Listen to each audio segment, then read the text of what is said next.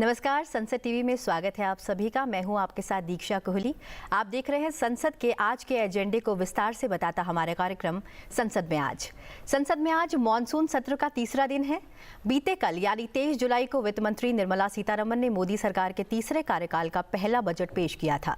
इसके साथ ही केंद्र शासित प्रदेश जम्मू और कश्मीर का बजट भी पेश किया गया। बजट भाषण में वित्त मंत्री का फोकस शिक्षा, रोजगार, किसान, महिला और युवाओं पर रहा। आज बजट पर चर्चा होगी, इसके लिए 20 घंटे का समय निर्धारित किया गया है। संसद में आज क्या है एजेंडा, आइए देखते हैं, लेकिन उससे पहले नजर सुर्खियों पर। मंगलवार को एनडीए सरकार के तीसरे कार्यकाल का पहला बजट पेश। मध्यम वर्ग को कर राहत, रोजगार, छोटे उद्योगों को बढ़ावा देने पर जोर।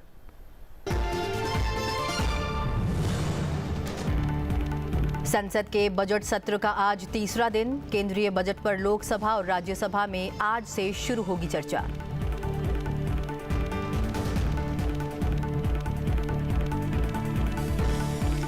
जम्मू कश्मीर संघ राज्य क्षेत्र के लिए भी वर्ष 2024-25 के लिए बजट पेश किया गया। आज होगी दोनों सदनों में बजट पर चर्चा।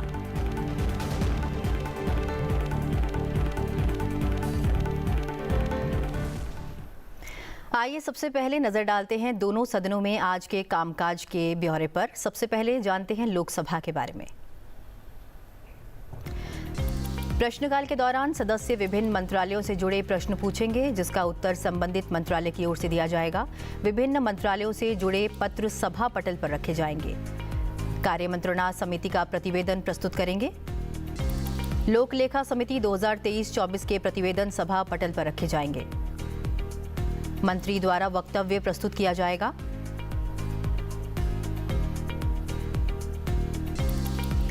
नियम 377 के अंतर्गत अविलंबनीय लोक महत्व के मामले उठाए जाएंगे। वर्ष 2024-25 के लिए केंद्रीय बजट पर सामान्य चर्चा होगी। वर्ष 2024-25 के लिए जम्मू कश्मीर संघ राज्य क्षेत्र के बजट पर सामान्य चर्चा होगी। इसके साथ ही जम्मू कश्मीर संघ राज्य क्षेत्र के अनुदानों की मांगों पर सामान्य चर्चा और मतदान होगा। आइए अब जानते हैं राज्यसभा के कामकाज के बारे में। विभिन्न मंत्रालयों से जुड़े पत्र सभा पटल पर रखे जाएंगे। लोक लेखा समिति के प्रतिवेदन सभा पटल पर रखे जाएंगे। अन्य पिछड़े वर्गों के कल्याण संबंधी समिति के लिए निर्वाचन हेतु प्रस्ताव रखे जाएंगे। अनुसूचित जातियों जनजातियों के कल्याण संबंधी समिति के लिए नाम निर्देशन हेतु प्रस्ताव रखे जाएंगे। सरकारी उपक्रमों संबंधी समिति के लिए नाम निर्देशन हेतु प्रस्ताव रखे जाएंगे। विभिन्न मंत्रालयों से जुड़े प्रश्न पूछे जाएंगे, जिसका उत्तर संबंधित मंत्रालय की ओर से दिया जाएगा। वर्ष 2024-25 के लिए केंद्रीय बजट पर सामान्य चर्चा होगी। वर्ष 2024-25 के लिए जम्मू कश्मीर संघ राज्य क्षेत्र के बजट पर सामान्य चर्चा होगी।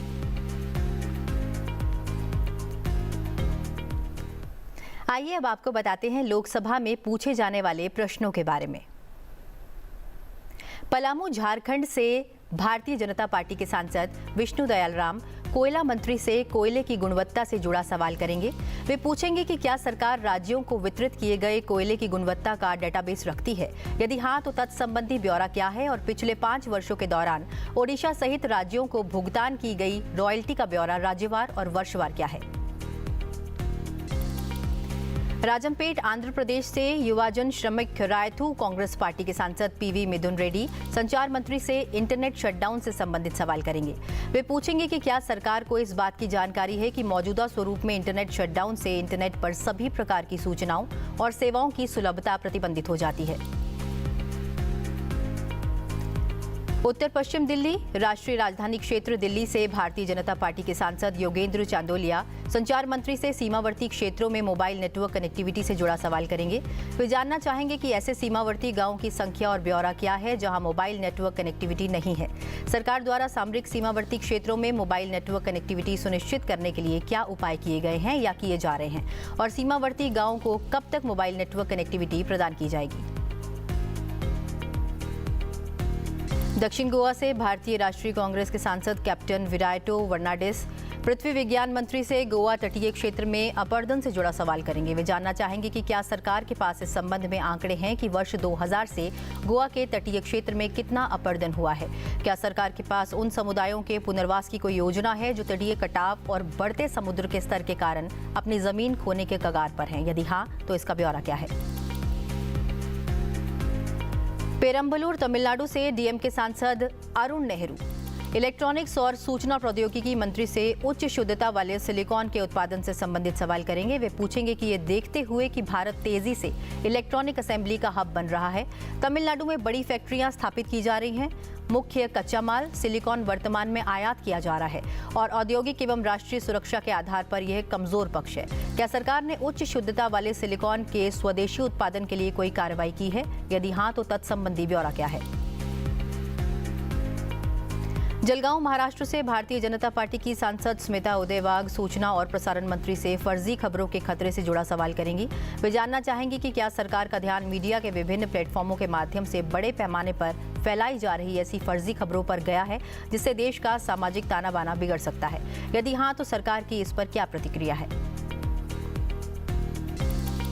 कासरगोड केरल से भारतीय राष्ट्रीय कांग्रेस के सांसद राजमोहन उन्नीथन सूचना और प्रसारण मंत्री से कासरगोड केरल में एफएम रेडियो स्टेशन की स्थापना से जुड़ा सवाल करेंगे।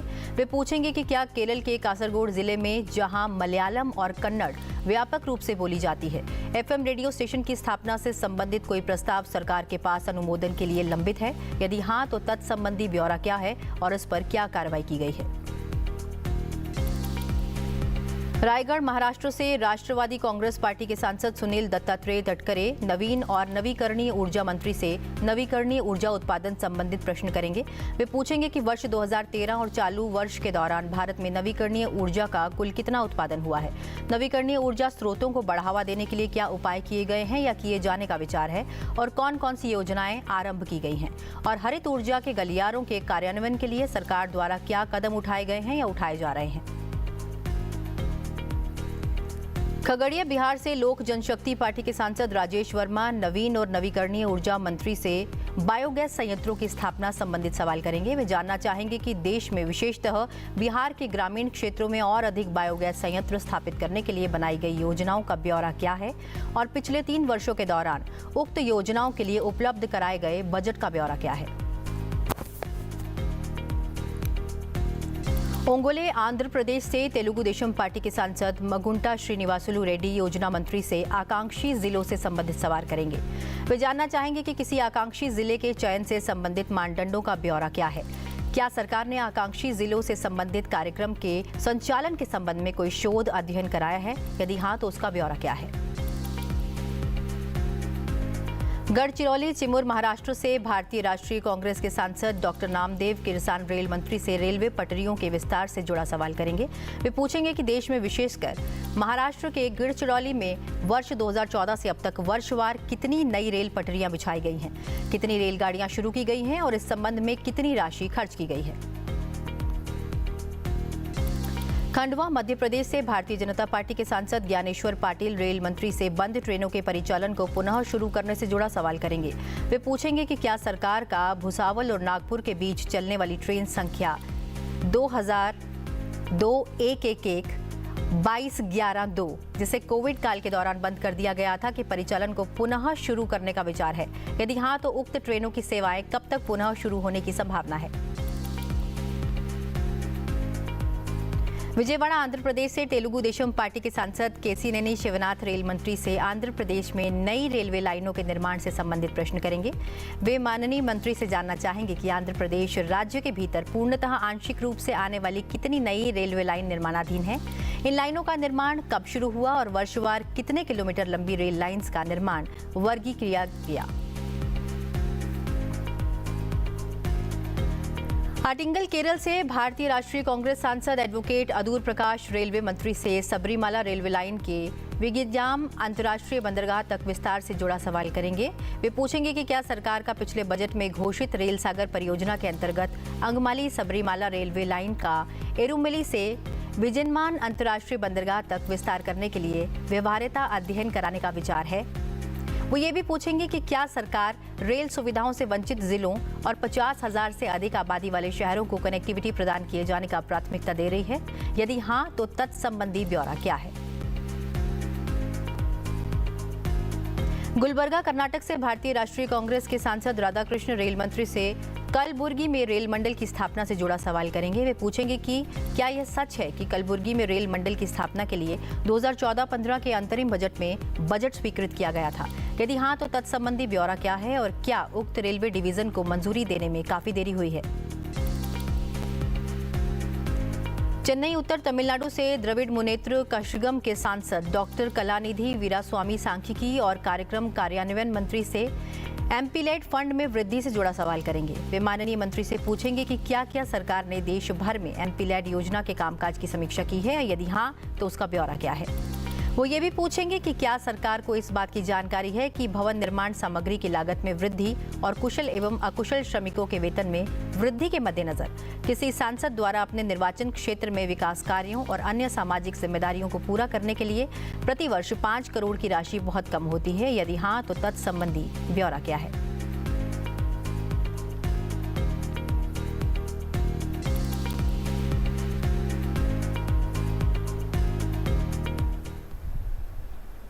आइए अब आपको जानकारी देते हैं कि कौन से संबंधित मंत्रालयों से कौन से सवाल किए जाएंगे और कौन से मंत्री इसका उत्तर देंगे। लोकसभा में प्रश्नकाल के दौरान एक सवाल कोयला मंत्रालय से संबंधित पूछा जाएगा। इसका जवाब केंद्रीय मंत्री जी किशन रेड्डी देंगे। प्रश्नकाल के दौरान 2 सवाल संचार मंत्रालय से संबंधित पूछे जाएंगे। इसका जवाब केंद्रीय संचार मंत्री ज्योतिरादित्य सिंधिया देंगे। प्रश्नकाल के दौरान एक सवाल पृथ्वी विज्ञान से संबंधित पूछा जाएगा। इसका जवाब पृथ्वी विज्ञान मंत्री जितेंद्र सिंह देंगे। लोकसभा में प्रश्नकाल के दौरान एक सवाल इलेक्ट्रॉनिकी और सूचना प्रौद्योगिकी से पूछा जाएगा। इसका जवाब केंद्रीय मंत्री अश्विनी वैष्णव देंगे। प्रश्नकाल के दौरान सूचना और प्रसारण से 2 सवाल पूछे जाएंगे। इसका जवाब केंद्रीय सूचना प्रसारण मंत्री अश्विनी वैष्णव देंगे। इस दौरान 2 सवाल नवीन और नवीकरणीय ऊर्जा से संबंधित पूछे जाएंगे। इसका जवाब केंद्रीय नवीन और नवीकरणीय मंत्री प्रहलाद जोशी देंगे। प्रश्नकाल के दौरान 8 सवाल रेल मंत्रालय से संबंधित पूछे जाएंगे। इसका जवाब केंद्रीय रेल मंत्री अश्विनी वैष्णव देंगे। इस दौरान एक सवाल सांख्यिकी और कार्यक्रम कार्यान्वयन मंत्रालय से संबंधित पूछा जाएगा। इसका जवाब केंद्रीय सांख्यिकी और कार्यक्रम कार्यान्वयन राज्य मंत्री स्वतंत्र प्रभार राव इंद्रजीत सिंह देंगे।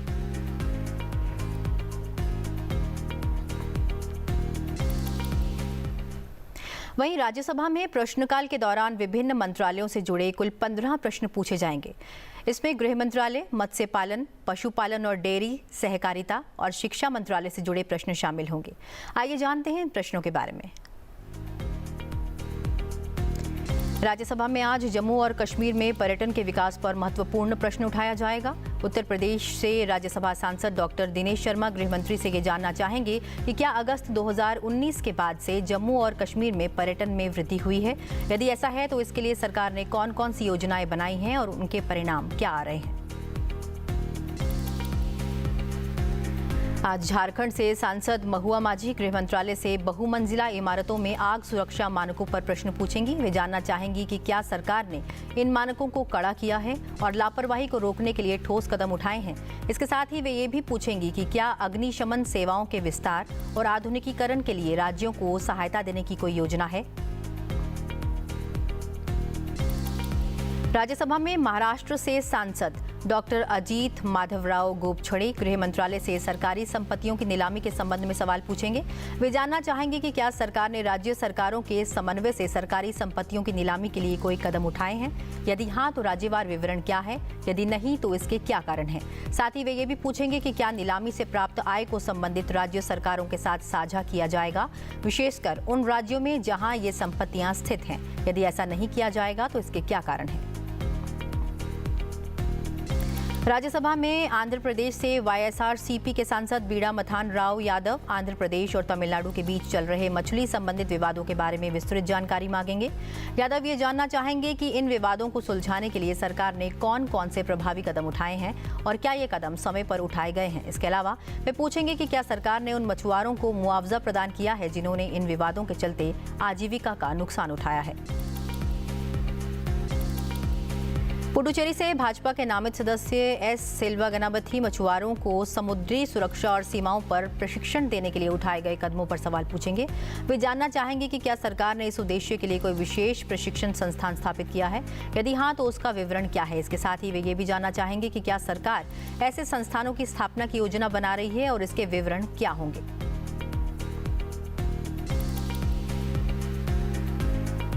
महाराष्ट्र से शिवसेना के सांसद मिलिंद मुरली देओरा समुद्री शैवाल की खेती पर प्रश्न पूछेंगे। वे पिछले 4 वर्षों में समुद्री शैवाल की खेती के लिए उपयोग किए गए क्षेत्रफल और महाराष्ट्र में इसके विशेष डाटा के बारे में जानकारी मांगेंगे।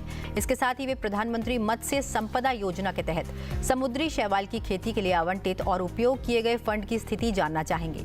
देओरा ये भी जानना चाहेंगे कि क्या सरकार ने समुद्री शैवाल की खेती को बढ़ावा देने के लिए कोई प्रचार गतिविधियां की हैं, यदि हाँ तो उसका विवरण क्या है।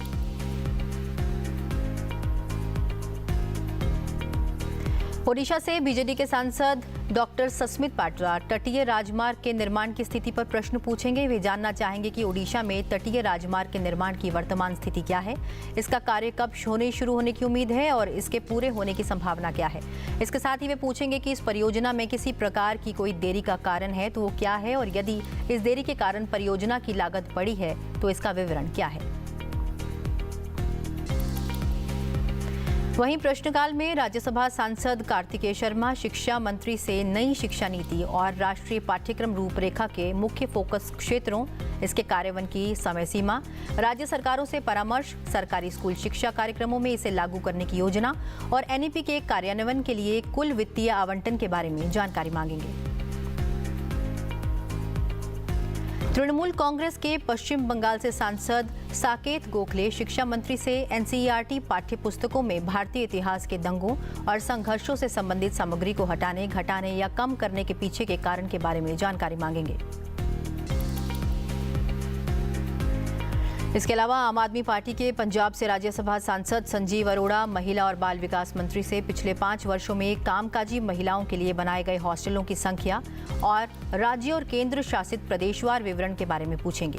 साथ ही वे ये भी जानना चाहेंगे कि क्या सरकार टियर 1 और टियर 2 शहरों में ट्रांजिट हॉस्टलों की संख्या बढ़ाने की योजना बना रही है, यदि हाँ तो इसके विवरण क्या है।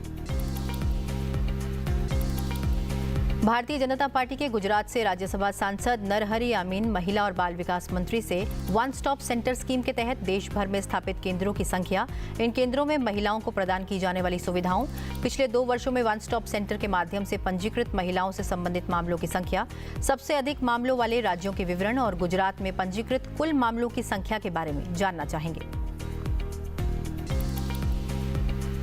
कांग्रेस के कर्नाटक से राज्यसभा सांसद जीसी चंद्रशेखर कौशल विकास और उद्यमिता मंत्री से महिलाओं की रोजगार क्षमता बढ़ाने के लिए लागू की गई योजनाओं के विवरण, इन योजनाओं की सफलता और महिलाओं की कार्यबल में भागीदारी पर प्रभाव, योजनाओं के लिए आवंटित धनराशि और महिलाओं के कौशल विकास को बढ़ावा देने के लिए सरकार की कार्य योजना के बारे में जानकारी मांगेंगे।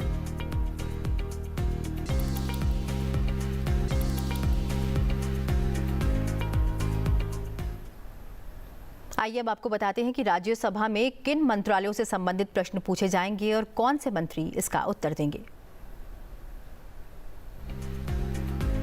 राज्यसभा में प्रश्नकाल के दौरान एक सवाल सहकारिता मंत्रालय से संबंधित पूछा जाएगा। इसका जवाब केंद्रीय सहकारिता मंत्री अमित शाह देंगे। इस दौरान 2 सवाल शिक्षा मंत्रालय से संबंधित पूछे जाएंगे। इसका जवाब केंद्रीय शिक्षा मंत्री धर्मेंद्र प्रधान देंगे।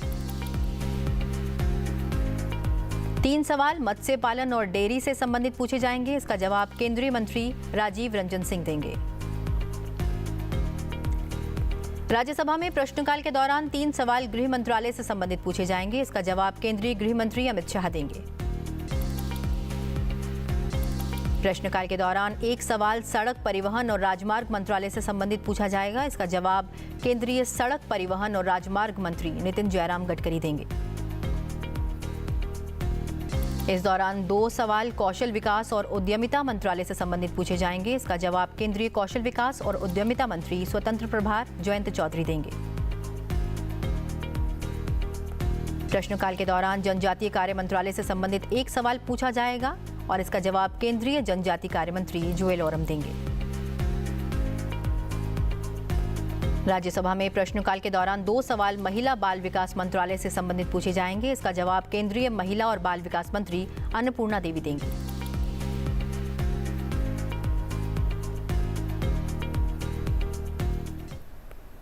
और फिलहाल इस कार्यक्रम में बस इतना ही। अभी के लिए मुझे दीजिए इजाजत और कुछ ही समय में सीधा प्रसारण देखिए संसद के दोनों सदनों, राज्यसभा और लोकसभा का। अभी के लिए बस इतना ही, दीजिए इजाजत। नमस्कार।